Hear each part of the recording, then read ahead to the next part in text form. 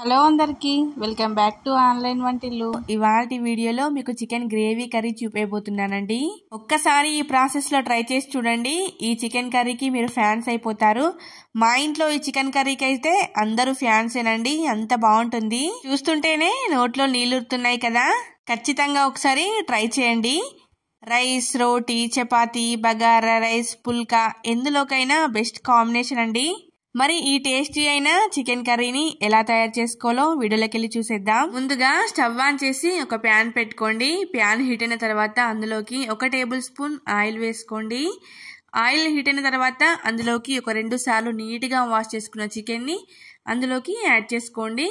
ఇక్కడ నేనైతే ఒక 1/2 కేజీ చికెన్ తో చూపిస్తున్నానండి. ఇప్పుడు అందులోకి 1 టీ స్పూన్ సాల్ట్ వేసుకోండి.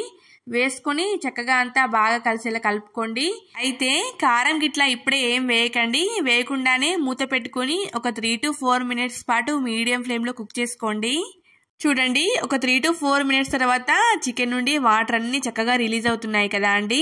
ఇప్పుడు ఒకసారి అంతా బాగా కలిపేసుకోండి. మనకు ఈ చికెన్ పీసెస్ అనేటివి కొంచెం క్రిస్పీగా కావాలండి, అలా ఫ్రై చేసుకోండి.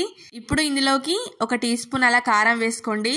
కారం అనేది ఎక్కువ వేసేసుకోకండి, జస్ట్ 1 టీ స్పూన్ వేసుకోండి. వేసుకొని చక్కగా అంతా బాగా కలిసేలా కలుపుకోండి. మనం ఈ స్టేజ్ లో కారం వేసామనుకోండి, ఈ చికెన్ పీసెస్ కి ఉప్పు కారం అంతా బాగా పడుతుంది. టేస్ట్ కూడా చాలా బాగుంటుందండి. చూడండి, బాగా కలిపేసిన తర్వాత మూత పెట్టుకొని ఒక 2 to 3 మినిట్స్ పాటు మళ్ళీ ఉడికించుకోండి. ఒక 2 to 3 మినిట్స్ పాటు ఉడికించిన తర్వాత ఇందులో నుంచి వాటర్ కంటెంట్ అంతా వెళ్ళిపోవాలండి. ఈ వాటర్ కంటెంట్ అంతా వెళ్ళేదాకా బాగా ఫ్రై చేసుకోవాలి. మనం ఈ చికెన్ కర్రీని, ఈ పీసెస్ ని ఇలా ముందే ఫ్రై చేసుకొని కర్రీ చేసుకున్నాం అనుకోండి, టేస్ట్ అనేది చాలా చాలా బాగుంటుంది. అన్నట్టు మన వీడియోని ఎవరైనా కొత్తగా చూస్తున్నట్లయితే ఛానల్ని సబ్స్క్రైబ్ చేసుకొని మీకు ఈ వీడియో నచ్చినట్లయితే ఒక లైక్ చేస్తూ చూడండి.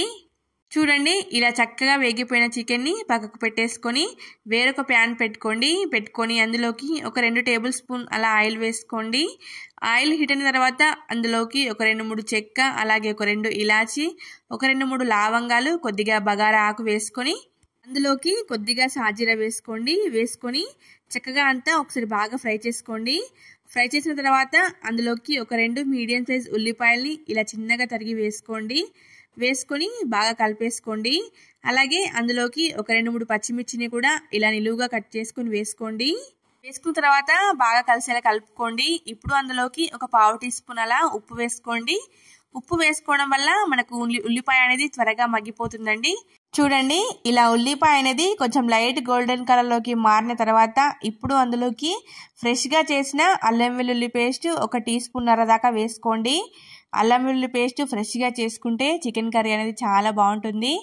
అలాగే ఒక 1/2 టీ స్పూన్ పసుపు వేసేసుకొని అల్లం వెల్లుల్లి పేస్ట్ నుండి పచ్చివాసన వెళ్ళేదాకా బాగా ఫ్రై చేసుకోండి.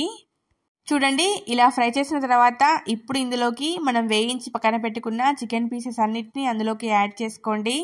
చూడండి, ఇలా యాడ్ చేసిన తర్వాత బాగా కలిసేలా ఒక 1 to 2 మినిట్స్ పాటు స్టవ్ ని లో ఫ్లేమ్ లో పెట్టుకొని మంచిగా ఫ్రై చేసుకోండి. అయితే మీరు ఫస్ట్ వేయించడం ఎందుకండి, డైరెక్ట్ గానే కర్రీ చేయొచ్చు కదా, ఇందులో వేరే తేడా ఏముంది అనుకుంటారు.